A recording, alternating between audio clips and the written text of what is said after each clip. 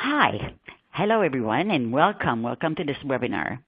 My name is Rena Arsenault. I am the Associate Director at the Muriel McQueen Ferguson Center for Family Violence Research at University of New Brunswick, and I have the pleasure of moderating today's presentation on what supports are available for diverse older women who experience intimate partner violence.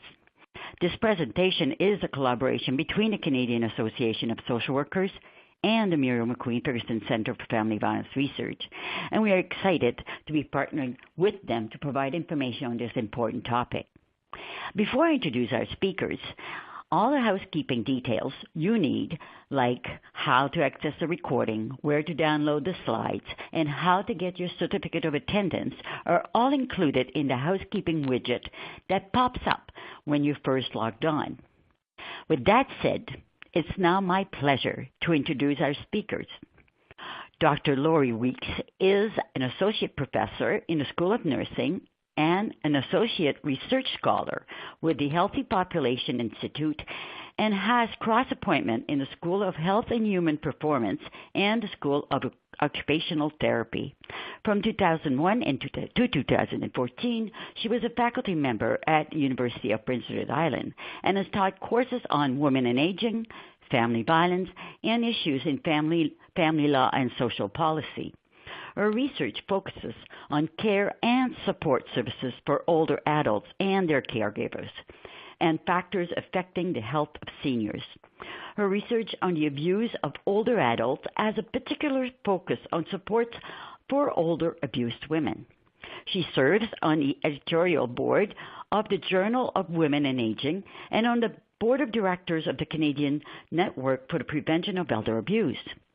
She's the principal investigator for the Abuse and Neglect of Older Adult research team, which is affiliated with the Muriel McQueen Ferguson Center.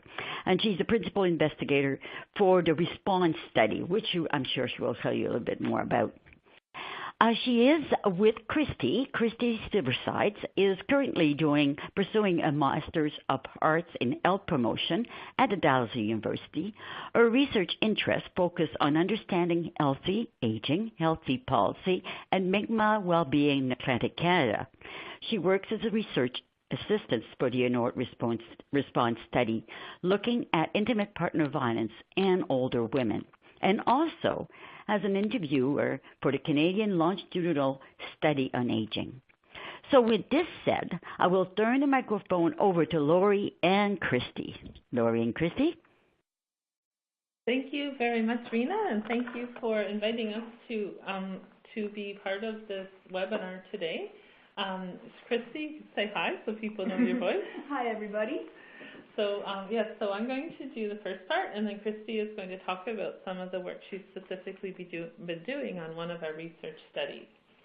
So just to give you a bit of an orientation as to what we're talking about today, these are the wheels of power and control. So we're focusing specifically on issues of intimate partner violence, which I'm sure many of you as social workers have had lots of background in your training and work experience as well. So you may have seen something like the wheel of power and control, which is on the left side of the screen. And this is just really a model showing that we're talking about relationships that are abusive, that have power and control really at the center of the relationship, where one person is exerting power and control over another person in an intimate relationship, so a spouse or a partner of some sort. So the wheels just really show us that there's different ways that power and control is exerted and used in relationships, and that power and control can really be exhibited in many ways. So it could be sexual abuse, it could be verbal abuse, it could be physical abuse. And then on the right-hand side, you can see a very similar wheel. So this is a wheel that was developed specifically to think about these issues of intimate partner violence for women in midlife and older, that really focuses, again, very similarly. So one of the key concepts here is that we're talking about the same kind of issue. And again, there's power and control at the center of this model. And that can be exhibited in many ways, and there's different strategies that abusers use to gain and keep power and control over another person. And again, that can be exhibited in multiple different ways, like psychological abuse, emotional abuse, sexual abuse, for example. So there's a lot of similarities between these issues, but we're going to be focusing today specifically on issues for older women who experience intimate partner violence. And specifically, we were asked to talk about some of the issues around supports for this particular population. So just a few really overarching concepts that I'd like to kind of highlight as we are kind of starting to think about this issue. In general, there's less emphasis, there's less research, there's less services devoted to the needs of older women who experience intimate partner violence versus younger women. And in fact, it's kind of interesting when I talk about this issue to people who've never really thought about this before. Many people have the reaction that I suspect some of you might be having, which is, oh, I've thought about this issue, about younger women and children. For some of you, you may have worked in family violence services, worked in emergency shelters or something like that. And, you might be possibly having the experience that, I never really thought much about this issue for older people. Kind of what comes to mind first seems to be this experience for younger women. So that's because there really seems to have been historically less emphasis on the needs of older women who experience intimate partner violence. My second point on this slide is that there's ageism in domestic violence and family violence research and services. And what I mean there is specifically that we don't really focus much on age. When we talk about these issues, but really in a lot of cases, we're talking about younger women and not older women. So there seems to be historically kind of a lack of focus on older women in sort of the domestic violence or family violence kind of realm. My last point on this slide is that there's sexism in elder abuse research and services. And what I mean by that is kind of strong language, I know. But it's very fascinating when you read about elder abuse issues and think about services and supports that focus on older adults. There's not much focus on sex and gender. We kind of think about all older adults as the same, whereas if we thought about abuse issues with younger people, sex and gender would definitely be something that would be an important factor. But in sort of the elder abuse world, there's really not that much emphasis on sex and gender. So that's really my kind of, some of my overarching concepts. In addition, as we all know, abuse of all forms is underreported, including the abuse of older adults. So, of course, we have lots of surveys, we have prevalence studies, we have people who are asked to self-report and self-identify. We have information in the criminal justice system. And we know that, in many cases, we know we don't capture all of the people who experience abuse. So we kind of hypothesize that, we know a lot of cases, but we feel that, we don't know all of the abuse that occurs. And kind of hypothesize as well that older women, perhaps for many additional reasons and barriers, are possibly even less likely to report abuse than younger women, possibly due to their life course issues, the cohort, the time that they grew up in, just not wanting to share those personal kind of issues with others. Reena, people asked for me to speak a little louder. I've moved a little bit closer to the microphone. Is that a little bit better now?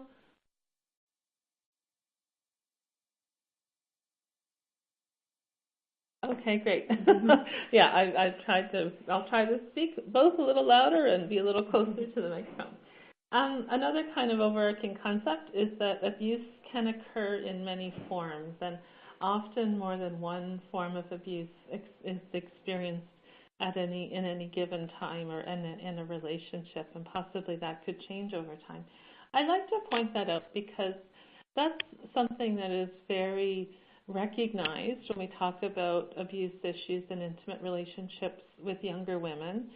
But again, when we talk about abuse with older adults, there seems to be a lot of emphasis on a specific form of abuse as separate from other types of abuse that might be happening, such as focusing on financial abuse, which is a very important topic, or focusing possibly on sexual abuse, which again is a very important topic. But I find that the elder abuse world kind of separates these different types of abuse, and there seems to be less recognition that there's often more than one form of abuse happening at a given time.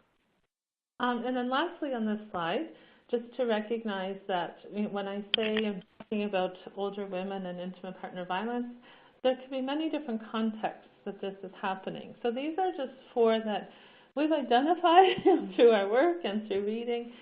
There could possibly be other contexts. So first, this could be a situation where a person is in a long-term abusive relationship. So this could be a relationship that's many decades long. It also could be abuse in later life in a new relationship that began in later life. So it might not be a really long-term relationship, but it's a new relationship that is abusive.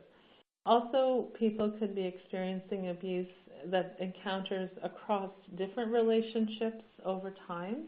Or it could, the final one we've identified is, it could be a long-term relationship that wasn't abusive earlier, but for various reasons became abusive over time. So when we talk about intimate partner violence in later life, it could be any of these different contexts. The one that probably drew me the most to this topic is perhaps number one. Through my own experiences and working, with older adults in long-term care, it became clear to me that I worked with many women who shared about, very long-term abusive relationships, and it was honestly quite difficult for me to fathom, being in a relationship for so long that was abusive. So that was probably one of the things that drew me to this topic and doing research in this area. I think that's a repeat slide. Am I going backwards? Oh, there we go. Sorry. I thought there was a few repeat slides, or I might have clicked the wrong direction. So this is just a slide that a student I'd worked with a few years ago, Crystal LeBlanc, had developed as part of her master's thesis. And this is really a lovely little slide comparing kind of how we think about in the history and such things related to intimate partner violence and elder. And what I like to point out here is that, the origin of these two very related things are quite different. So for intimate partner violence, it really kind of emerged around in the 1970s. There was more focus on feminism at that time. It was really a grassroots movement. So what's really different about that is that, it was really women who said, we're experiencing these things. We want support, we want help, and these are the kinds of things that we want to help us. So it was always very grassroots. Elder abuse had a very different history. First of all, it kind of evolved a little bit later when not that it was new in the 1980s, it was just we started to think about it as a problem, really defining it as an issue. But it's always been very professional-driven, researcher-driven, people, professionals working in that field. It's very uncommon to have older adults themselves really saying, okay, these are our issues, this is what we want to do with it, and we're going to really lead that charge. So I find that really quite fascinating. And that's really kind of, I think, affects how we think about these issues and how we approach interventions and supports for younger and older people who are experiencing abuse. So I'm going to talk to you about a few different studies that I've been involved with over the years. They're not in chronological order. I kind of put them in order that I thought kind of made sense to sort of present a story about what we've learned over the years about abuse of older adults and abuse of older women in particular. So this is one of the more recent studies, and Rena, who's the moderator today, was one of the investigators along with other researchers in the maritime provinces. So this first one is an environmental scan. We did a survey online in the spring and summer of 2015. We had professionals in PEI and New Brunswick complete the survey, which are the only two provinces where we actually administered this. We had many people, almost a quarter, who responded in French. And not surprisingly, most of the professionals who responded were women across multiple different types of occupations, mostly in health, and also others in education and social, community, government services, that sort of thing. And almost 60% of the people had a mandate to respond to the abuse of older adults. So those who did have that mandate answered further questions in our survey. So these are some of the interesting results that we found. And honestly, this study kind of re-energized me a little bit on this topic. I have been studying it for a while, and it really seemed to me in general that people who are working with older adults, at least in these two provinces where we did this particular study, aren't really thinking about sex and gender when they're thinking about elder abuse issues. So here we have some data showing that people who work with abuse of older adults aren't particularly connected very well to others working in the field, although the Francophone people, those who filled out the survey in French, were more connected than English participants, so there was some differences there. The participants, though, in the next few questions really didn't distinguish much difference between whether they had the ability to support older men who were abused or older women who were abused. It was essentially the same results. And again, in terms of thinking about resources in their area, for older men, it was basically the same response as older women.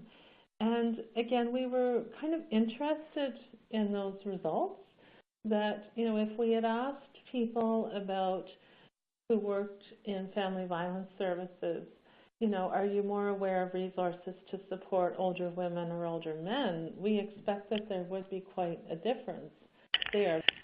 Tends to be more resources specialized to meet the needs of older women who are more likely to experience intimate partner violence. So we kind of found that there didn't seem to be differences in terms of gender and how professionals were thinking about supports for older adults.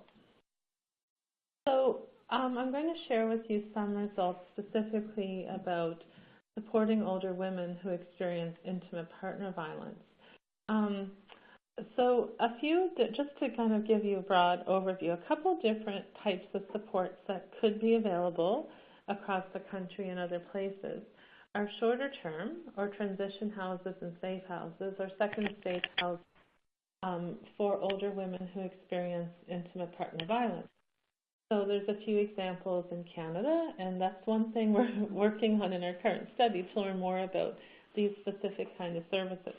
Now, interestingly, and I'll talk about this soon, is that not all older women necessarily want to just leave that relationship depending on the context of what's going on. So there certainly can be some differences for younger and older women in terms of the types of supports they might want to be available. There also could be longer-term kinds of support. So thinking about older adults who need housing, support and care in addition. So things like supported housing. So we found an example of a safe house in Edmonton that's specifically designed for the needs of older women who need more longer-term housing. So those are just a couple examples from in Canada of what can be available for older women in particular.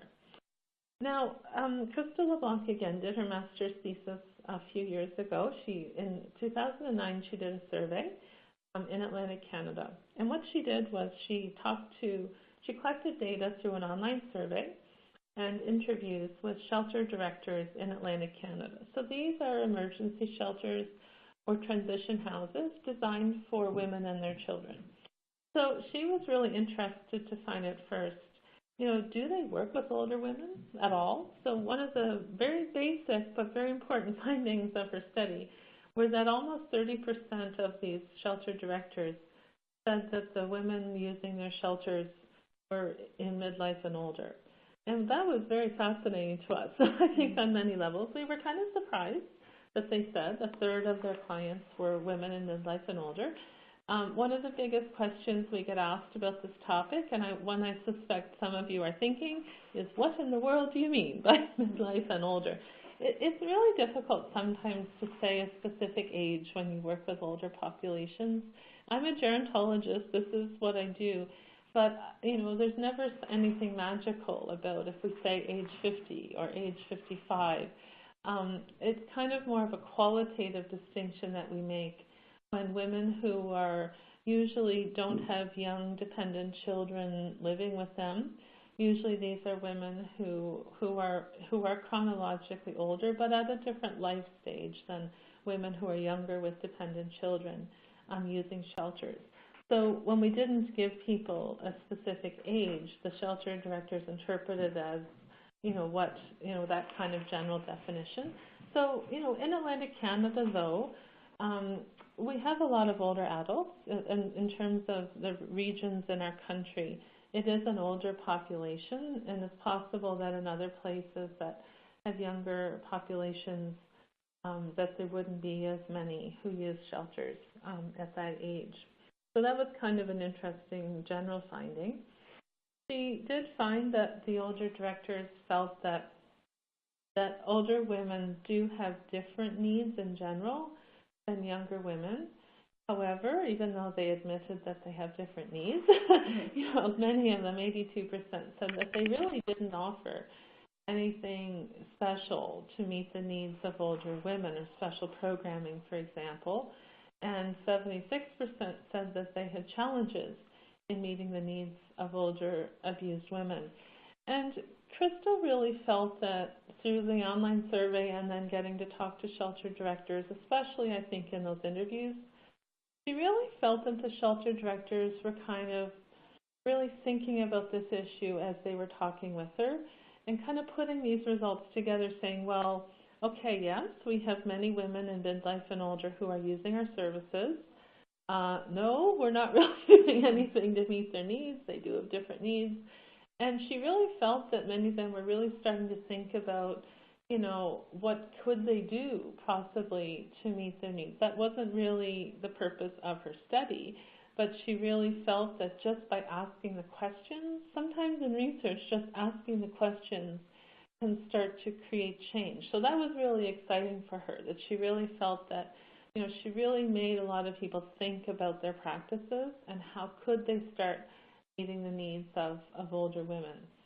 So we know that this isn't an ideal kind of setting for all women in midlife and older, but transition houses do offer a safe environment. They offer basic necessities of life like shelter and food, so those are very positive things. But in general, a conclusion was that in general, the majority of these transition houses really aren't ideally meeting the needs of older women at the time when she did this study.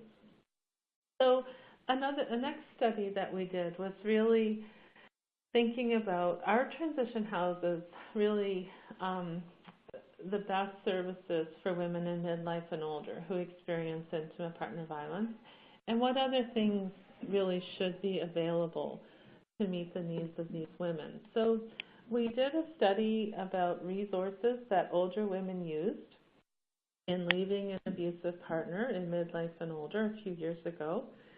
So we interviewed 8 women, so this was a small qualitative study, again in Atlantic Canada, which is simply because this is the area of the country where we live and work in. As Reena said, I worked at UPEI for 14 years before moving to Dalhousie, so I'm still in the region and still working with these colleagues in these issues. So we interviewed 8 women who had experienced intimate partner violence in a relationship with a partner when they were at least age 50 in this particular study.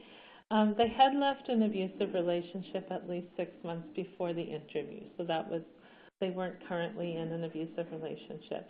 They also had used at least one service in the process of leaving an abusive relationship, and we really utilized those service providers to help us with recruiting participants. As you can imagine, this can be a difficult population to recruit to participate in studies. And another piece of this study is that all of the women were living in rural places in the Maritime provinces. So our focus in particular were women living in rural places. That's an important part of this study. So the resources that these women used were a variety of things, and we divided them into informal services, which are unpaid kinds of support from family members and friends, We weren't surprised to see that, friends and neighbors were an important source of support for all of the women, family members for almost all of the women, and again, there were just 8 women who were interviewed. Self-help was one that was new. We hadn't really thought of that, but that was things that the women did themselves.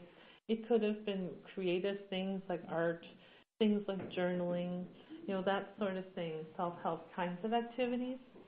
And then we have a list of formal services that the women talked about in their experiences of getting support in leaving an abusive relationship.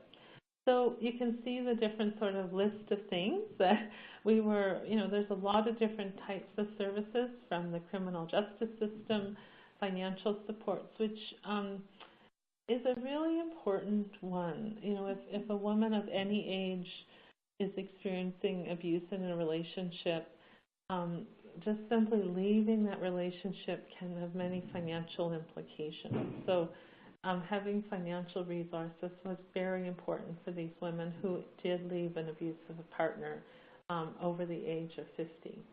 Also mental health services. We see family violence services were used specifically for 5 of the women.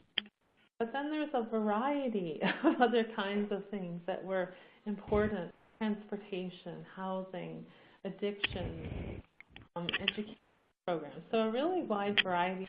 So this really helped us understand that, these women didn't just use one kind of support. There was a multitude of things that helped them in their journey of leaving an abusive relationship.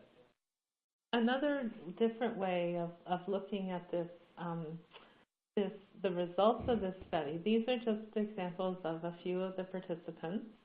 And what we did was really looked at their own story and really, for that individual person in our study, what were the primary resources that woman used in terms of leaving an abusive partner.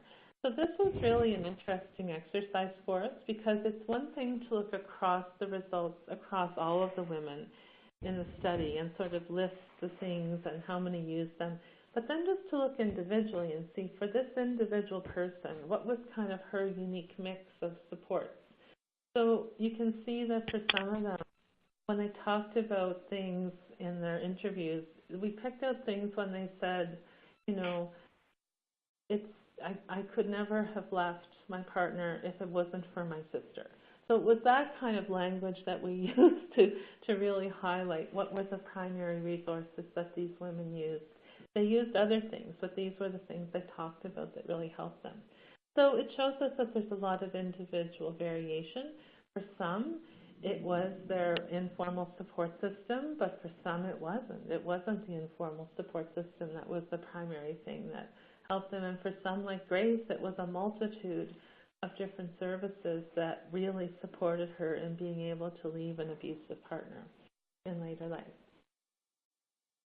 One interesting thing that we do need to think about is one of the services that, again, we've studied and we think is, one that's really geared for this population are things like emergency shelters. But as I said earlier, sometimes older women might face even bigger barriers than younger women in using these types of supports. So for some older women, they might have been taught that, we don't talk about personal things outside the family. And I certainly know from my experience of, younger adults and younger family members versus older adults and older family members that I know, there often are differences in how open people can be talking about these kinds of issues. So that can be a big thing. Again, do remember that this study was done in rural settings in particular. So for number 2 was an issue that for people of any age often think about in terms of leaving an abusive partner, having concerns about their own safety and that an abusive partner would be able to find her. So that's a common one, I think, for people of any age. But I think specifically in a rural place, that's a challenging one for sure. 3 was that they did not feel that they needed the service. Going to an emergency shelter wouldn't fix the problem. So for some older women, it just wasn't the right fit for them. It wasn't going to really meet their needs. Some women felt that they didn't really know much about emergency shelters. They might not have really been promoted and targeted to older women in particular, and Christy will talk about that in a little bit. 5 was going to a shelter would mean leaving their lives behind, and sometimes this was a life that was built over a long period of time, had lots of ties to place and people and community, and just simply leaving that partner would leave behind a whole life that the person wasn't willing to do. In some cases, they had access to other resources and didn't use the services of an emergency shelter. So we definitely need to think about, what services we have available and what can specifically meet the needs of older women. Some of these seem to have been repeated. Sorry, I'm not sure. When they were uploaded, some seem to have kind of repeated. Okay, so we know from our study that both formal and informal resources are important. So both unpaid support from family, friends, and neighbors, along with formal paid services that are in our community, whether the woman actually pays for them personally. They're formal services in our community. There certainly can be challenges in using services designed for women based on the age of the person, and sometimes living in a rural place can create barriers. Definitely resources need to be very easily accessible, and issues around confidentiality are a huge concern in any setting, but especially in a rural place. I grew up in rural PEI, so I'm quite familiar with kind of rural contexts and how difficult it is to maintain anonymity in a rural place. We certainly do know that some women want the abuse to stop, but they don't necessarily want great upheaval in life, including the loss of her home, her belongings, and social supports. And in some cases in our studies, issues related to pets are a huge issue. If leaving an abusive partner means leaving pets, and in some cases farm animals for people living on farms, that can be a huge barrier. We definitely feel that training is needed for a wide variety of service providers to work with older women, specifically who are experiencing abuse. And that's an issue that I'd like to delve more into in the future, and what kinds of training can we provide to people in their professional training programs, like social work programs or other health-related programs like nursing and pharmacy, and even non-health related programs for people who can be working with older adults in lots of settings, including the financial industry. So I don't believe there's a lot of training that people receive to work in issues of abuse, and specifically older women who experience abuse. So we're going to switch now to talking about a current study that's funded by the federal government through Justice Canada. And I'll just briefly introduce this, and then Christy's going to talk about some of the work that she's been doing. So ANORD is an acronym we use for the Abuse and Neglect of Older Adults Research Team in the Maritime Provinces. And we and Reena are part of this research team affiliated with the Muir-McLean-Ferguson Center for Family Violence Research. And this particular study is called RESPOND. So it's identifying and responding to the needs of diverse older women who experience intimate partner violence. So in this particular study, we're really interested in those intersections of age and gender, but then another layer of intersection, including women who are francophone, women who are visible minorities, and also women who live in rural places. So we're looking at the needs of specific groups of older women in particular. So one of the first things that we're focused on is gaining knowledge of initiatives to support older women in Canada.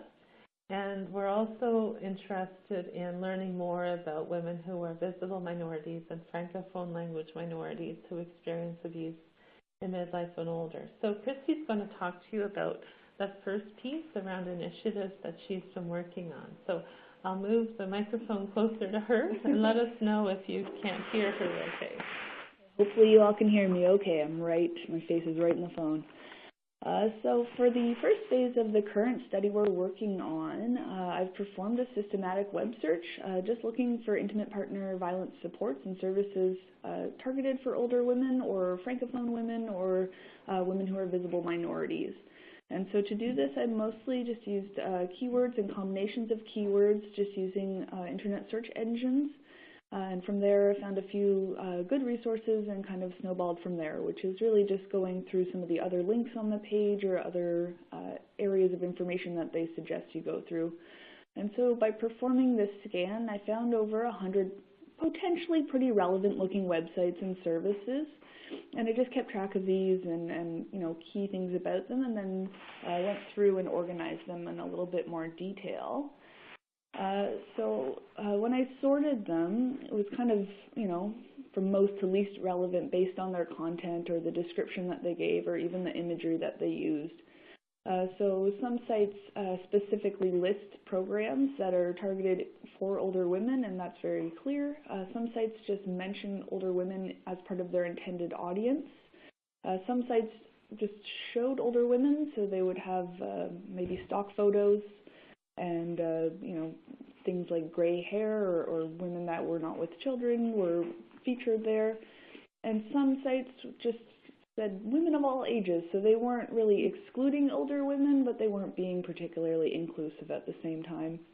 So when I went through and sorted the initial list, there was approximately 60 websites which really fit into this above criteria, which made me think that they probably will do something or have some kind of something to share about what they would do with older women. So we went through, myself and some of the other research assistants, and made sure that we had the contact information for each of these websites, which were usually linked to a support or a service. So I've got a few screenshots here from some of the websites I was looking at, so just to show you examples of some of the imagery that I found or some of the descriptions of the support groups. Also at the same time, half of the websites I looked at were in French, but were translated automatically by my computer. So it was interesting trying to decipher exactly what was being said on some of these. But one of our other research assistants is very luckily a French-speaking student in New Brunswick at UNB. So she was very helpful in this whole process. So you can see kind of the gray hair imagery I was speaking of, or the you know, kind of photo of a diverse group of women. Also a description of what a support group for senior women would look like. And you notice that the support group is not specifically saying we need to get you out of your space and into a different space. It's offering kind of supports or skills that they can use to deal with their current situation. Two other examples here of our lovely stock photos. And also, if you notice, the gray box there is a screenshot I took of a support service. I believe it was from Alberta. And they didn't specifically mention anything about older women programming on their website, but they did have this quote, and this would be like a clue where I thought, well, they definitely have something or something to offer for older women. And the quote here, if you're having a bit of trouble reading it, says, "After 50 years of marriage, I didn't want to leave him, but now I know how to keep myself safe in my own home."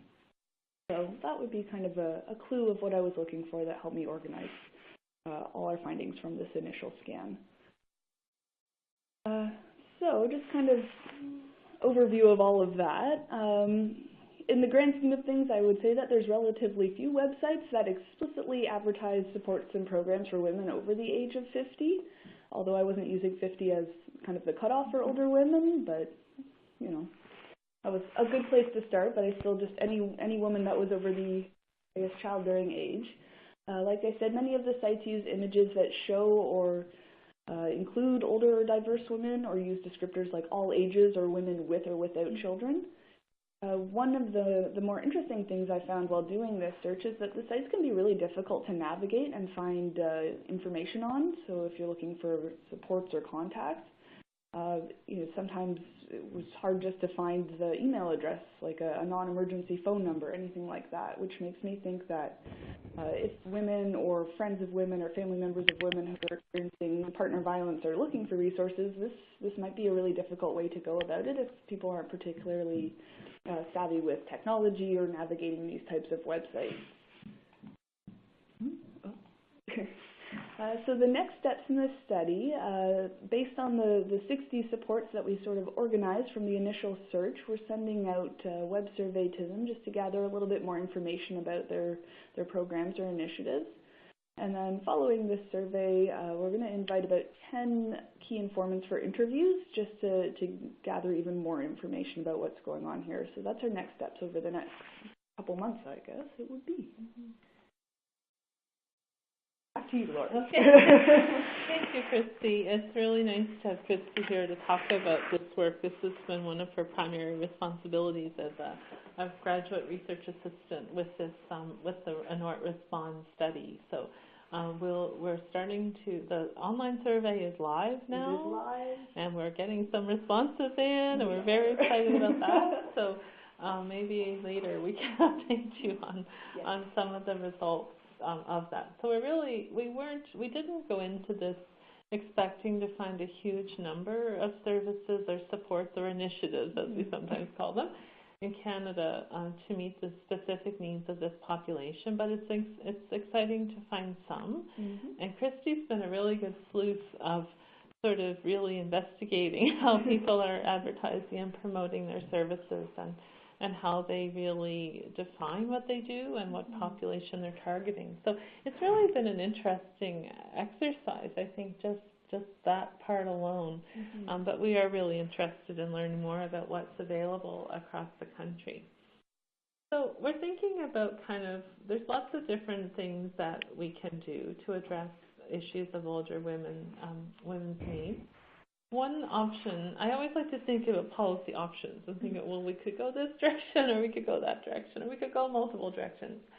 So one option is that thinking of older women have specific needs and services need to be designed for them specifically. So what we really mean by that is that, maybe we need separate services. Maybe the needs of older women are so different because of their age, because of their physical needs, possibly because of their life course issues, their history, that maybe they need something totally different than what younger women need. So that's one direction we could go in. Another policy option is to think about, that older women have really similar needs as younger women do, and really, what older women need is the same as what younger women need, perhaps with a few minor modifications, but in general, we just need to maybe expand what we're doing now to make sure it's inclusive of older women, but in general, there's more similarities there than differences. So it's another option. And a third is a bit more of a person-centered perspective, and that each woman who experiences intimate partner violence really has their own unique needs, and services need to be tailored to meet those unique needs of each woman. So really thinking more from a client-centered or person perspective, that maybe that's the direction we need to go in. So we're not really saying which one is the best, just giving sort of different options to think about, how can we make sure that we meet the needs of this population. So lots of different options for sure. We just put a little plug in for a conference we're organizing for the fall. It will be in Fredericton, New Brunswick, October 23rd and 24th. The Abusive Older Women, a community-based research event. So this is for people who are working in the area of domestic violence or elder abuse of any sort. We're targeting seniors themselves, professionals, academics, students, a really wide variety. We'll have presentations from researchers and presentations from people working in the community in lots of different settings. We'll have speakers that talk about what's available and policies in the Maritime provinces in particular.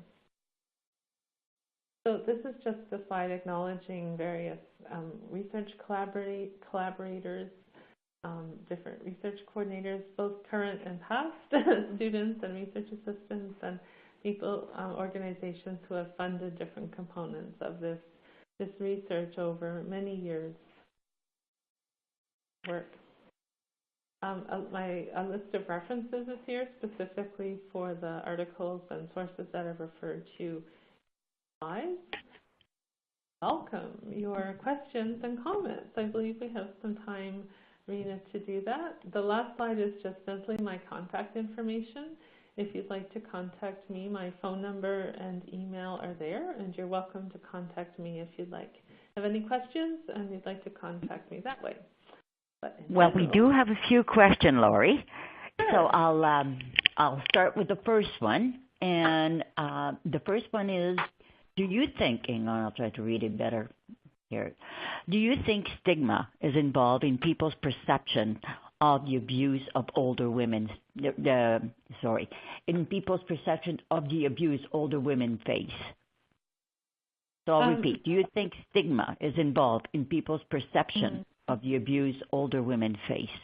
Yeah, I definitely agree with that, but I believe that older women probably face more stigma around, admitting to abuse that they're experiencing in a relationship with an intimate partner. I think that all people would experience stigma of all ages, but I really feel that because of the time that a lot of older women grew up in, that they would face even more stigma. So yeah, I do agree. Yeah. Christine's not in agreement here. The second one, I would love to hear more about what different needs older women have versus younger women. That's a really good question. I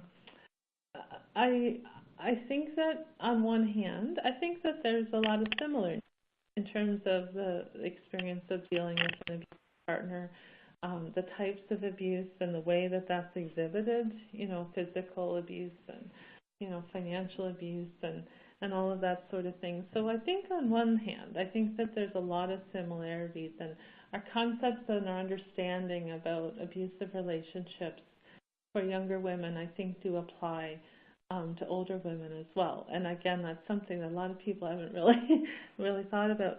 The things that are different, though, and that's really your question, I think that there could be many things, and some of this is certainly drawing on our interviews with older women and them talking about their needs.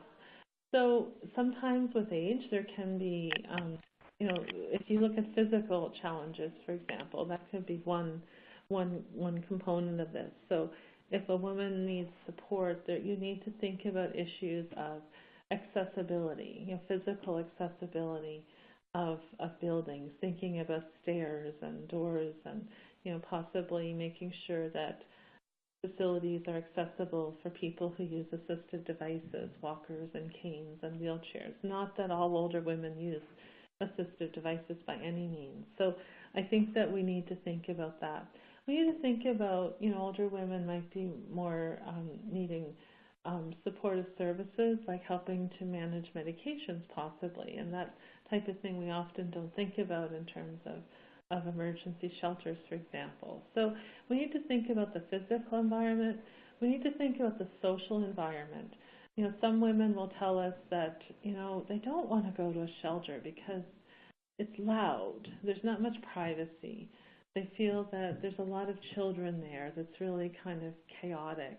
This is what we've been told by older women in terms of barriers to using some of those services. So we need to think about kind of the social environment and setting and that sort of thing. Another thing that can come up, we haven't specifically studied this, is issues of dementia. The rate of dementia does increase with age, so there's certainly a correlation there with age. So, in some cases, an older woman herself might be facing issues around her own memory and that sort of thing. And in some cases, a very interesting dynamic can happen where the spouse or partner that is abusive may develop dementia. And there can be all kinds of personality and physical changes that can come along with that, and that's just a context that we need to kind of think about that is going to be much more likely for older women to face than younger women. Very interesting. Another question which was posed is, how important was it that these women had children in terms of leaving their abusive partners? Were their children a key support, or did it not make much difference? That's a really good point. So we know from sort of demographics that most older women have children, but not all. Certainly, there's a proportion of older women who don't have children, but most do have children. So I would say that first. Interestingly, I didn't report results from one particular project, which was a review of literature, a review of research on this topic that we did. I think it included research. Well, it's now getting a few years old, but anyway, we looked at sort of that impact, and I remember reading studies that showed really interesting evidence. When you talk about people, very, very few times does everyone have the same experiences. So what I would say in response to that is that for some women, their children are a key support. So when we talk to women, and some of the results I showed you today from informal supports that women utilize, some of them did talk about children as a key source of support in leaving an abusive partner and support afterwards. For some people, their children can be a barrier. The children may not believe the woman and when she talks about her experiences, or they may not want to believe that there's some issues that their parents are facing. So that in some cases, the children are not helpful, but in some cases they are. So again, that's sort of people, but people don't always behave in the same way. So I think there can be quite a continuum of support that women experience from their children. That's a really good point. Another one asked, I'm also always interested in advocacy. For instance, in your expert opinion, what policy changes would you like to see in your province or in the whole country that would help older women, and especially older intersectional women? Oh, that's a really good point.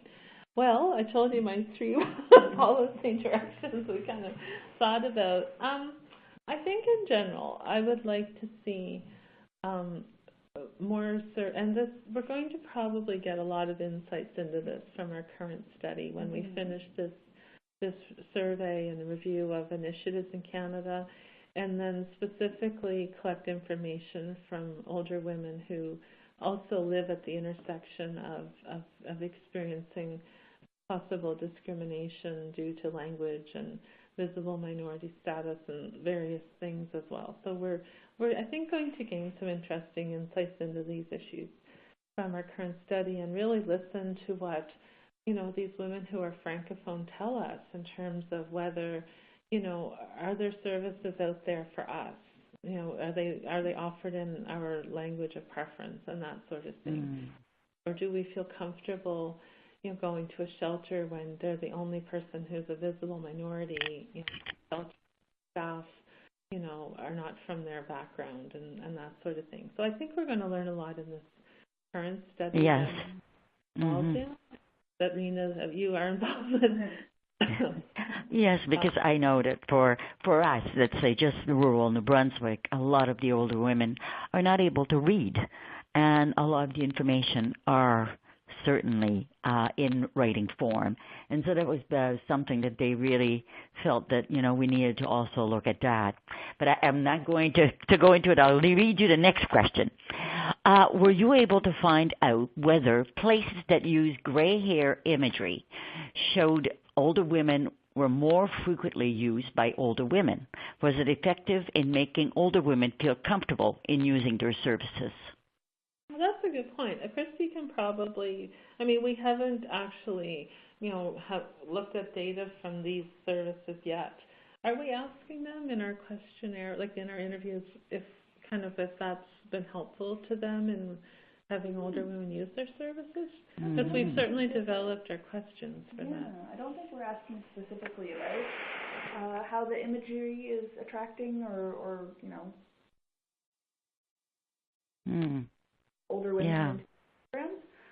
This was just something I noticed while I was going through all of the searching, that some services definitely seem to be very purposeful with the images that they choose, and although they don't mention specifically have these services, are they trying to show their inclusivity through their imagery?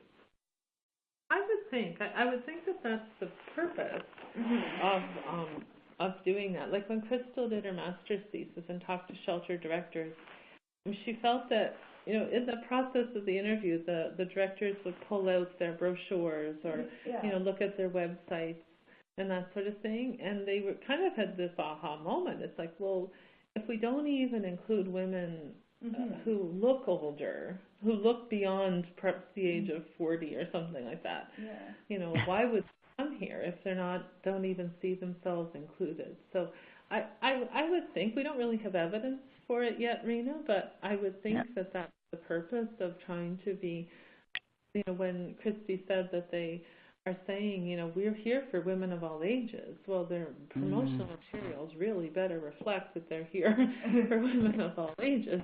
Yeah, it makes sense. Yeah, but their ethnicity.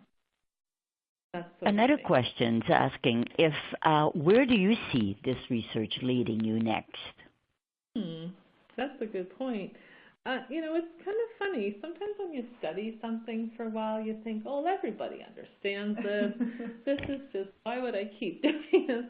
But it was that survey we did online in New Brunswick that made me think, oh my heavens, like people still aren't even recognizing issues of age and gender and issues of elder abuse, and this is just, there's still need to continue on with this. So I really do like the focus of our current study when we're, the issues of diversity, because I find with when we think about older women, we really need to think about that, and there's not much focus in the literature on diversity in older women. Another issue I think I mentioned was training. I work in a university setting, and I think that some of the things that you brought up around advocacy or policy changes, it kind of starts with the people we're training before they even go out there into the work setting. Or of course, some people come back to a university setting after having significant work experience. But I do think we need to do a better job of incorporating training components into programs for people who will work in health and human services, generally speaking. So that's one piece I think that I would like to work on, trying to identify what are the needs, what do students know about this. I feel kind of in family violence across the lifespan in general, I feel that very much knowledge there. So the problem, and I didn't focus on one really early study I did on this topic, it was probably before 2000 that the data was collected, but we found that a lot of professionals don't even detect abuse. Like they don't, even if it's a person in front of them talking about it, they just might not even detect it. And that's really the first step. If a person is wanting to share their story and the person they're talking to doesn't even understand what's going on, that's just detection. So it's learning to understand and be able to understand what's going on, but then how to really support that person appropriately. I think that's a really big issue, that professionals don't always know, what to do. Very well said. Yes, very well said. Another one, and this person says, sorry, I have so many questions. She's asking, she's telling me that we are watching The Office, and someone else asked, what do you see as the next step in your research? Are you going to be coming out with recommendations for providers or maybe for government? Oh, definitely, yeah. With our current study, we will definitely be, I think we'll be able to come up with some recommendations around gaps in service in Canada from doing this kind of comprehensive study across the country. So we'll be able to develop recommendations around, places and types of services that would be needed. So I think definitely around that. And I think we will come up with some nice recommendations around meeting, diverse needs of older women. Most of them do not, involve diverse populations in them whatsoever. And, in Canada, we're having, higher rates of immigration of women from all over the world. And we need their understanding of their particular needs from their particular cultural, religious, backgrounds to understand what kinds of supports do these women need. And again, we do know that there might be some specific aspects of vulnerability because of women's, background. Their access to financial resources is a big issue for her to be able to have access to that depending on their background. So, yeah, I think that we'll be able to come up. I mean, I suppose in one way though, we're doing a very small study on a few specific populations. And there are other populations that do need more focus. I do think that issue of the needs of older immigrant women is a really important one. And I think that's one that does deserve specific study in Canada. I think it's a really opportune time for that. The next one is not a question, but I do have other questions, but I'll read you this statement first. This person is saying, thank you for this very insightful presentation and incisive research, important research and observation.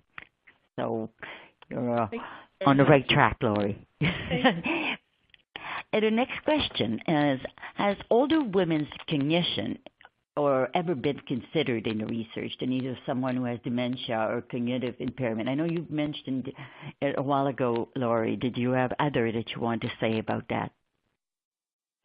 Sorry, what's the question again? It's about the research, the need of women with dementia, or of when you're talking about older women's cognition. Yeah. I'm not pronouncing it right, I'm sure. Their condition, yeah. Yes, I think that's something that's definitely important. It's so interesting working in this field because it's had so many kind of aha moments, because the sort of elder abuse world, and I do expect that some of the people who are listening to the webinar now or in the future as social workers would definitely have experience in the past or present working in elder abuse. And there's different rules and regulations between the provinces, which is actually fascinating unto itself in Canada. And for some older adults who have dementia and don't have the capacity to make decisions for themselves, we do have a sort of a different system of protection through adult protection, which again varies from province to province. So there's that sort of world does come into play for women who have cognitive challenges and can't, aren't competent to make their own decisions. So there's kind of an intersection of worlds sometimes, because the sort of family violence world and adult protection world are really kind of separate. There's not a lot of overlap, but that's one area where adult protection certainly could be called upon to older woman if he doesn't have the cognitive capacity. And the language is really interesting. Like in Nova Scotia, I was looking at the law here a little while ago, and it goes beyond just cognitive capacity. It says something about if that woman doesn't have the physical ability to be able to leave that situation. That's not exactly the wording, but it made me realize that in some provinces, not just cognitive capacity. If she lacks physical capacity to protect herself, then that's another context in which adult protection could potentially get involved. So that was really interesting. Yes. There's some services in our system that kind of can intervene in that context of a physical or cognitive incapacity. Yes, there's so many questions, eh? The next one is any same-sex intimate violence expressed in this research? Oh, okay. So internet violence in the sense of, Same-sex, yeah. Sorry? in same-sex relationships. Oh, okay, and did you say same-sex or did you Same-sex, yeah. Oh, okay, same-sex relationships.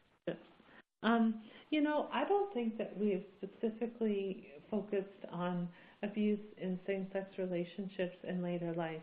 I would say, though, that I teach a course called Women and Aging, and my students are always saying things like, we want more information about this issue in later life, and what about trans issues in later life, and that sort of thing. And, there's so little research on that particular topic.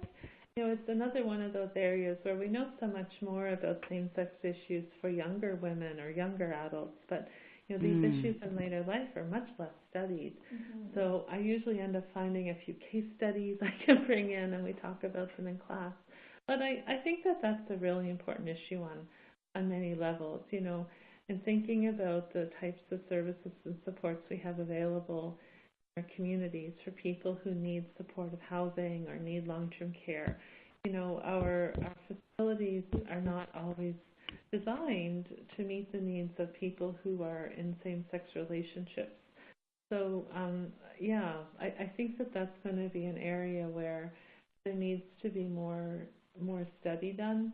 It's really interesting in thinking about issues of abuse and same-sex relationships because, the way I kind of presented it to you was really quite gendered, and I said that, more women experience abuse than men. Men are more likely the perpetrators. I'm not sure if I said that, but I usually say something. Yeah. Yes. So thinking about those issues and what does that mean in same-sex relationships? It's not an area that I've really studied, but an area that's really important. And I'm always telling my students, well, you should go study these things because there's certainly a lack of knowledge for sure. Well, Sally's telling me that we're starting to see the audience starting to drop off. But Okay. I'll ask this last question, and then we'll thank everybody. The last one is, you spoke about the challenges of a rural environment. Do you see religion or other factors playing a role too? Yeah, definitely. In that literature review, that systematic review we did a few years ago, one of the aspects that we felt was really an important one in women's decisions of getting support or not was support of clergy and religious communities. And kind of like children, it was sort of an interesting one. Kind of like how children, some are supportive, some are not. For women that, when we were able to find research on this topic, for some of them, religious communities or clergy were not helpful, basically kind of supporting them to stay, in the family and not to leave and sort of thing. In some cases, they could be very supportive. So that's a really important kind of issue, that context of that individual woman in terms of her religious beliefs and support from that community. It can be really helpful or not helpful, kind of a continuum there, but it's a really important factor, definitely. And you said rural too, or I think you focused more on religion, but I talked a little bit about rural issues and how, sometimes there can be a lack of, not just with this type of support, but there's often lack of services in general, so that can be a big challenge. Transportation can be a big challenge. And just sort of the confidentiality or anonymity issues in rural places can be a big issue. So certainly an important context to think about in terms of these issues. Well, we've gone over time just to show how much people were very interested by this topic. But I really want to thank you, Lori and Christy, for this excellent presentation and for sharing your expertise. It's been wonderful. I also would like to thank the audience for their questions and for their attention. That was beautiful. I'll remind you once again about the workshop that will be happening on October 23rd and 24th here in Fredericton. There's some information that will be being circulated. But if you would like some more, please do not hesitate to either contact the center or Lori yourself. Thank you so much. Thank you again, Lori. Thank you, Christy. This was wonderful. Okay, thank you. And to all, goodbye. Bye. Pardon me? Thank you all very much.